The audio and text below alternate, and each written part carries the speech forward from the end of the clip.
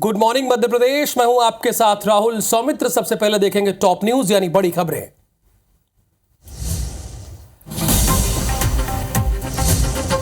दिल्ली में हुई MP BJP संसदीय दल की बैठक। सीएम डॉक्टर मोहन और दोनों डिप्टी सीएम रहे मौजूद। मीटिंग के बाद मुख्यमंत्री ने सभी सांसदों को दिया भोज। केंद्रीय मंत्री भूपेंद्र यादव से भी की मुलाकात।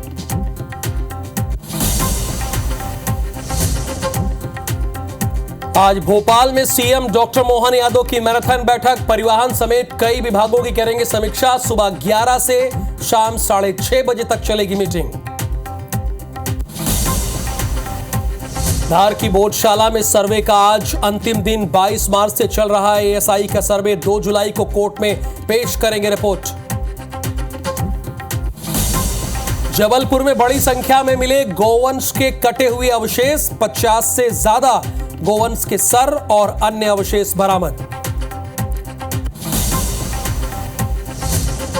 बीजेपी के वरिष्ठ नेता लाल कृष्ण आडवाणी की तबीयत बिगड़ी। दिल्ली एम्स में कराया गया भर्ती।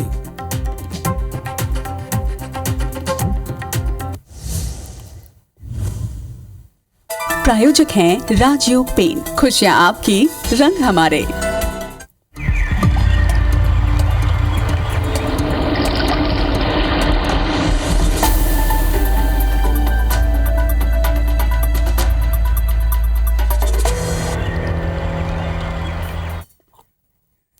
दिल्ली स्थित मध्य प्रदेश भवन में मुख्यमंत्री डॉक्टर मोहन यादव ने प्रदेश के सांसदों के साथ डिनर किया। इस दौरान मध्य प्रदेश संसदीय दल की बैठक हुई। बैठक में प्रदेश के अध्यक्ष वीडी शर्मा, राष्ट्रीय सह संगठन महामंत्री शिव प्रकाश, क्षेत्रीय संगठन महामंत्री अजय जामवाल और केंद्रीय कृषि मंत्री शिवराज सिंह चौहान के साथ सभी लोकसभा और राज्यसभा के सांसद मौजूद रहे। बैठक को प्रदेश अध्यक्ष वीडी शर्मा ने संबोधित किया। उन्होंने कहा कि हम पहली बार मध्य प्रदेश में सभी 29 लोकसभा सीटें जीते हैं। मुख्यमंत्री डॉक्टर मोहन यादव ने कहा कि प्रदेश के सभी विकास के लिए सभी का जरूरी सहयोग होगा। मैं लगातार केंद्रीय मंत्रियों से मुलाकात करके प्रदेश के हितों के लिए चर्चा कर रहा हूं। इतिहास बनाया है कि 29 की 29 सीटें भारतीय जनता पार्टी रिकॉर्ड मतों से जीत करके आई है। हम इस बार 230 में 207 विधानसभा हम रिकॉर्ड मतों के साथ जीते हैं। सबके साथ मिलकर के हमने विस्तार से अपनी नई टीम को बधाई भी दी। भविष्य के विकास के रोड मैप की भी बात की है और जिस प्रकार से यशस्वी प्रधानमंत्री के विभिन्न विभागों से प्रदेश को हमारा प्रतिनिधित्व जो मिला है उसका तालमेल बने। हम उम्मीद कर रहे हैं कि जैसा नया माहौल बना है उतने ही उत्साह उमंग के साथ डबल इंजन की सरकार आगे काम करती रहे। आचार संहिता हटने के बाद डॉक्टर मोहन यादव लगातार फॉर्म में है। देखिए, वो लगभग कई अहम केंद्रीय मंत्रियों से मुलाकात कर चुके हैं। इसके पहले एक बहुत ही बड़ा निर्णय लिया कि अब मंत्रियों को टैक्स देना पड़ेगा। पहले वो टैक्स नहीं दे रहे थे, लेकिन अब देना पड़ेगा। और आज कई मैराथन बैठकें हैं।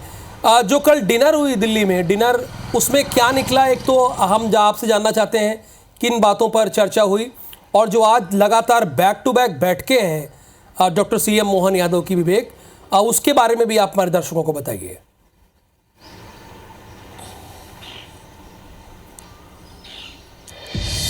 देखिए राहुल, सबसे महत्वपूर्ण है मध्य प्रदेश सरकार के आगामी कार्यक्रम और आने वाले समय में मध्य प्रदेश सरकार के सामने जो चुनौतियां हैं उनसे कैसे निपटा जाए। और यही कारण है कि मध्य प्रदेश के मुख्यमंत्री डॉक्टर मोहन यादव लगातार जो है दिल्ली दौरे पर है और नए जो केंद्रीय मंत्री बने हैं उनसे मुलाकात कर रहे हैं, मध्य प्रदेश के हितों पर चर्चा कर रहे हैं। कल भी उन्होंने जो है जल शक्ति मंत्री गजेंद्र सिंह शेखावत से मुलाकात की थी और मध्य प्रदेश की काली सिंध पार्वती नदी जोड़ो परियोजना को लेकर चर्चा की थी। और साथ ही उन्होंने मध्य प्रदेश में सिपरा को अविरल बढ़ाने के लिए, क्योंकि 2028 में जो है मध्य प्रदेश में सिंहस्थ प्रस्तावित है, ऐसे में मुख्यमंत्री ने सिंहस्थ को लेकर एक भारी भरकम राशि भी जो है जल संसाधन विभाग से मांगी है ताकि मध्य प्रदेश में सिंहस्थ अच्छे से हो सके। दूसरे तरफ यदि हम केंद्र के मंत्रियों की बात करें तो मध्य प्रदेश से इस बार प्रतिनिधित्व जो है काफ़ी मिला है। यदि मध्य प्रदेश के कोटे की बात करें तो मध्य प्रदेश के शिवराज सिंह चौहान, वीरेंद्र कुमार खटीक, ज्योतिरादित्य सिंधिया, सावित्री ठाकुर और डीडी उइके को मंत्री बनाया गया है और मध्य प्रदेश के एक और राज्यसभा सांसद एल मुरुगन को भी केंद्र में मंत्री बनाया गया है।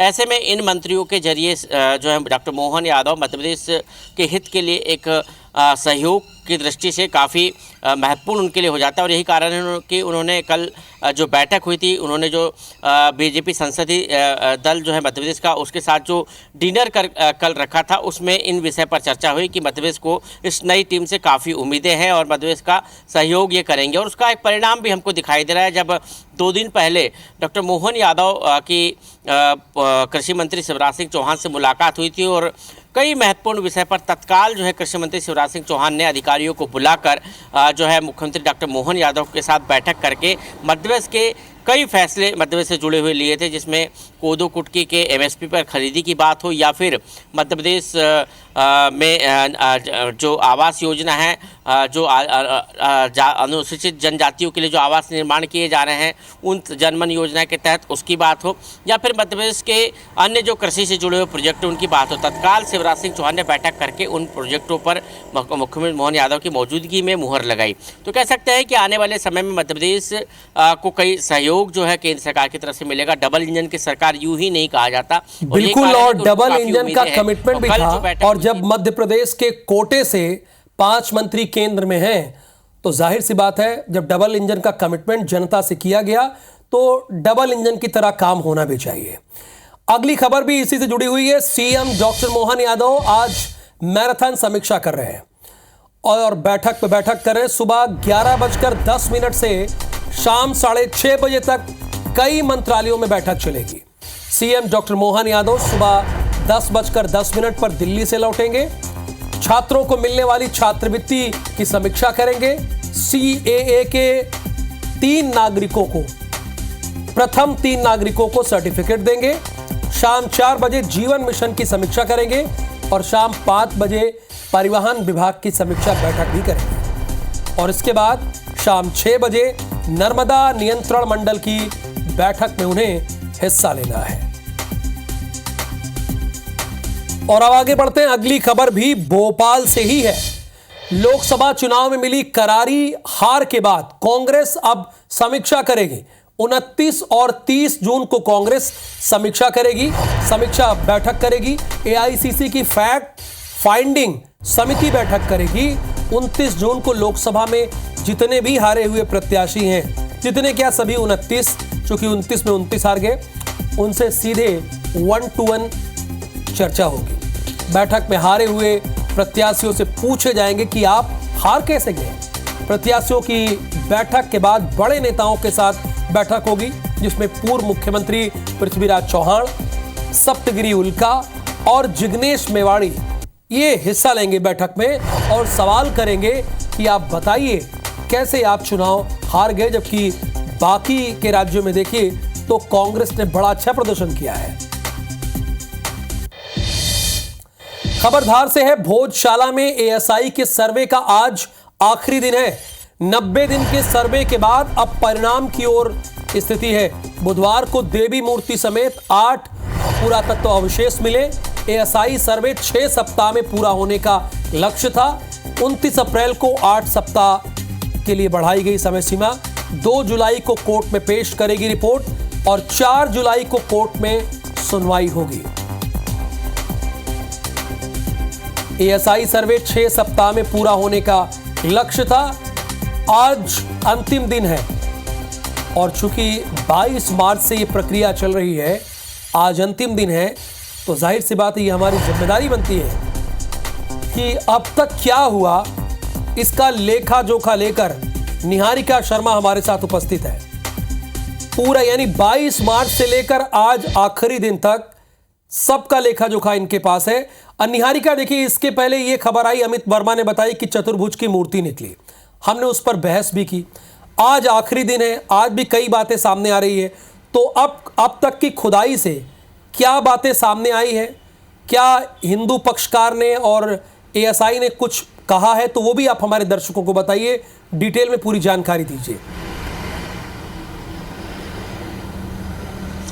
जी राहुल, देखिए जो एएसआई का सर्वे है उसका आज आखिरी दिन है और आखिरी दिन होने के चलते आज एक बार फिर से लंबी यहाँ पर सर्वे की जो दृष्टि है वो हम देख सकते हैं, क्योंकि कल सेकेंड लास्ट डे था और ऐसे में कल भी 8 घंटों का वहाँ पर सर्वे हुआ है। ऐसे में देवी मूर्ति के सहित 8 पुरावशेष जो है वो वहाँ पर मिले हैं और इसी के चलते बहस जो थी वो आईबीसी ने भी की और ऐसे में हिंदू पक्षकारों ने ये भी वहाँ पर जताया कि आप खुद देख सकते हैं जब देवी मूर्तियाँ वहाँ पर मिल रही है तो वो भोजशाला जो मुसलमानों का होने का दावा करते हैं वो किसका हो सकता है। ऐसे में वहाँ पर जो मुस्लिम समाज के लोग थे उन्होंने भी ये जताया है कि वो जो जगह है वहाँ पर कब्रिस्तान है, तो ऐसे में अवशेष मिलना कोई बड़ी बात नहीं है, आप और भी जगह खुदाई कर सकते हैं, वहाँ पर भी अवशेष मिल सकते हैं। ये दोनों पक्षकारों का कहना था जो मैंने आपको बताया। और इतने दिनों में क्या हुआ है वो मैं आपको बताना चाहूँगी कि 22 मार्च से यहाँ पर सर्वे जो है वो शुरू हुआ था। 6 हफ्तों में सर्वे को पूरा करने के लिए यहाँ पर लक्ष्य रखा गया था, लेकिन वो समय जो था वो कम पड़ रहा था, जिसके चलते उस समय को 29 अप्रैल को बढ़ाकर 8 हफ्ते तक का कर दिया गया था, जिसके बाद आज वो पूरे समय का आखिरी दिन है। इसके चलते आज वहाँ पर आखिरी बार सर्वे हम लोगों को देखने को मिलेगा, जिसके बाद 2 जुलाई को रिपोर्ट कोर्ट में पेश होनी है और 4 जुलाई को इसके ऊपर सुनवाई होगी। बड़ा दिन 4 जुलाई को हम लोगों को देखने को मिलेगा, क्योंकि एक बड़ी सुनवाई जो है वो मध्य प्रदेश सहित देश के लोग देखेंगे। लेकिन जैसे कि मैंने आपको बताया कि 22 मार्च से यहाँ पर जो कार्रवाई है वो चल रही थी, तो ऐसे में 1700 जो धरोहर है उनके पुरावशेष वहाँ पर हम लोगों को मिले हैं और ऐसे में पुरापसंद जो है वो 1700 हम लोगों को वहाँ पर देखने को मिली। 37 मूर्तियाँ 22 मार्च से लेकर आज तक हम लोगों को 37 मूर्तियाँ वहाँ पर मिली है, जो एक बड़ा मुद्दा जो है वो उठा रही है और हिंदुओं की तरफ वहाँ पर जो अपना हाथ है वो बढ़ाते हुए देख रही है। लेकिन ये एक बड़ी बात है, हम यहाँ से ऐसा कुछ बोल नहीं सकते, क्योंकि 2 जुलाई को जब तक रिपोर्ट कोर्ट में पेश नहीं होती है किसी भी पक्ष की तरफ से बोलना ये गलत होगा। तो जैसे कि मैंने आपको बताया कि कल भी वहाँ पर 8 पुरावशेष मिले हैं, उसके बाद एक बड़ा माहौल जो है वो धार में हम लोगों को देखने को मिला था, जिसके बाद वहाँ पर दोनों पक्षकारों ने अपनी अपनी बातें रखी थी। हिंदू पक्षकारों का यही कहना था कि जिस तरह से पूरे सर्वे के दौरान 37 मूर्तियां वहाँ पर मिली है, तो वो ये जरूर दिखाती है कि वहाँ पर हिंदुओं का जो राजघराना था वो हो सकता है, ऐसे में वहाँ पर हिंदुओं का मंदिर हो सकता है। लेकिन मुसलमान पक्षकारों ने भी वहाँ पर अपनी बात रखते हुए कहा है कि जिस तरह से वो भोजशाला है वहाँ पर अगर भगवान या देवी मूर्तियों के साथ में अगर अवशेष मिल रहे तो वो कोई बड़ी बात नहीं, क्योंकि वहाँ कब्रिस्तान है। ऐसे में उन्होंने और भी जगह कब्र खोदने की जो है वो बात भी की थी। लेकिन एएसआई की टीम जो है वो आज वहाँ पर सर्वे करने पहुंची है। इतने समय में हम लोगों ने जितने भी सर्वे वहाँ पर जितने भी दिन वहाँ पर सर्वे होते देखा है, धीरे धीरे उनमें कर्मचारियों की और वहाँ के जो लोग थे उनकी संख्या कम होते देखिए राहुल, क्योंकि अब 2 जुलाई ज़्यादा दूर नहीं है। ऐसे में सभी लोग रिपोर्ट बनाने में जुट चुके हैं, इसीलिए दिन आखिरी में आते आते वहाँ पर जो काम कर रहे थे, जो सर्वे कर रहे थे लोग, उन लोगों की संख्या अब जरूर कम हो गई और वो इसीलिए कम हुई है क्योंकि 2 जुलाई को रिपोर्ट देनी है, 4 जुलाई को। चलिए, बहुत शुक्रिया इस पूरी जानकारी के लिए निहारिका। चूंकि मुझे आगे बढ़ना है, कुछ और खबरें हैं दर्शकों को वही बतानी है। मध्य प्रदेश कांग्रेस विधानसभा सत्र के दौरान नरसिंह घोटाले के मुद्दे पर सरकार को घेरने का प्लान बना रही है। पार्टी पूरी ताकत से इसकी तैयारी में जुटी है। नरसिंह घोटाले को लेकर कांग्रेस ने बीजेपी सरकार पर बहुत ही गंभीर आरोप लगाए हैं। विधानसभा सत्र के दौरान कांग्रेस विधायकों ने नरसिंह घोटाले को लेकर 3 दर्जन से ज्यादा प्रश्न लगाए हैं। इन सवालों के जरिए विधायकों ने सरकार से पूछा है कि कब और कैसे नर्सिंग कॉलेजों को मान्यता मिली, मान्यता देने वाले लोग कौन थे, फर्जी कॉलेजों को मान्यता देने की सिफारिश करने वाले कौन से बीजेपी के नेता और मध्य प्रदेश सरकार के ऑफिसर थे। कांग्रेस के आरोपों पर मध्य प्रदेश सरकार के मंत्री नरेंद्र शिवाजी पटेल ने कहा कि भ्रष्ट अफसरों के खिलाफ ठोस कार्रवाई जरूर होगी। बीजेपी ने विगत 20 वर्षों में ऐसा कोई क्षेत्र या विभाग है ही नहीं जहां पे भ्रष्टाचार को व्यापक रूप से ना फैलाया हो। वर्तमान में आप देख ही रहे हैं जिस प्रकार से नर्सिंग घोटाला चल रहा है। अब चाहे नर्सिंग अकेले की बात नहीं कर रहा मैं, मेडिकल डिपार्टमेंट हो या हेल्थ डिपार्टमेंट हो, हर टेंडर में, हर भर्ती में, हर नियुक्ति में घोटाला है। भारतीय जनता पार्टी राजनीति के क्षेत्र में काम कर रही है। आदरणीय प्रधानमंत्री नरेंद्र मोदी जी के नेतृत्व में शुचिता की राजनीति भारतवर्ष में स्थापित हुई है। पक्का मान के चलिए कि मध्य प्रदेश के अंदर भी डॉक्टर मोहन यादव जी के नेतृत्व में किसी भी घोटालेबाज को, किसी भी बेईमान को और किसी भी तरह की गलत काम करने वाले को छोड़ा नहीं जाएगा, बख्शा नहीं जाएगा। ठीक है मंत्री जी, जो आप कह रहे हैं वो हम मान लेते हैं और हमारे दर्शक भी मान लेते हैं, लेकिन भ्रष्टाचारियों के खिलाफ कड़ी कार्रवाई तो करना ही होगा। भोपाल में प्रदेश के कृषि मंत्री ऐंदल सिंह कंसाना ने कांग्रेस पर निशाना साधा है। कंसाना ने मॉनसून सत्र में कांग्रेस की सरकार को घेरने की रणनीति को लेकर कहा है कि विपक्ष के पास घेरने के लिए कोई मुद्दा ही नहीं है। 20 साल की सरकार में भरे गए मंत्री और विधायकों के टैक्स की वसूली की कांग्रेस की मांग पर उन्होंने कहा कि हमारी सरकार के पहले कांग्रेस की सरकार थी, तब तो उन पर भी टैक्स की वसूली होना चाहिए। इसके अलावा कैबिनेट बैठक में कृषि छात्रों को मृदा परीक्षण देने को लेकर उन्होंने कहा कि इससे लाखों नौजवानों को लाभ होगा। मृदा रिपोर्ट मिलने के कारण किसानों को भी बेनिफिट होगा। वहीं एक पौधा मां के नाम अभियान पर कहा कि हम सभी को एक पौधा लगाना चाहिए और उसकी सुरक्षा भी प्रशासन से लेकर पंचायत स्तर तक होनी चाहिए। ठीक है, ये सरकार ने हमारे ने जो निर्णय लिया है कि हमारे एमएलए खुद उनका टैक्स भरेंगे, सरकार नहीं भरेगी, अच्छी बात है। हम तो बचौती तो कर रहे हैं सरकार की हम बचत कर रहे हैं और उस पैसा जो हमारा बचत में उसमें हमारे टैक्स में जा रहा था उससे हम जनता का विकास करेंगे। आपको नहीं लगता? मध्य प्रदेश के जनजाति कार्य मंत्री का प्रभार लेने के बाद पहली बार उमरिया पहुंचे कुंवर विजय शाह ने जनजाति किसानों के लिए बड़ी घोषणा की। उन्होंने कहा कि रानी दुर्गावती श्री अन्न योजना की शुरुआत की जाएगी। इस योजना के माध्यम से मोटे अनाज का उत्पादन करने वाले किसानों को 1000 रुपए अतिरिक्त बोनस दिया जाएगा। इसके अलावा मंत्री विजय शाह ने प्रदेश के 89 ट्राइबल ब्लॉकों में जनजाति वर्ग के छात्रों के लिए प्रतियोगी परीक्षाओं में दक्षता प्रदान करने के लिए निःशुल्क कंपटीशन सेंटर खोलने की बात भी उन्होंने कही है। मिलेट जो मोटा अनाज है उसको लेकर के बहुत अच्छे अभी हमने किट बांटी। पहले मोटा अनाज गरीबों का अनाज कहलाता था। आज प्रधानमंत्री जी और मध्य प्रदेश शासन ने और हमारे मोटा अनाज को प्रमोट कर रहे हैं। 1000 रुपया क्विंटल बोनस दे रहे हैं, उत्पादन के लिए किट दे रहे हैं, बीज दे रहे हैं।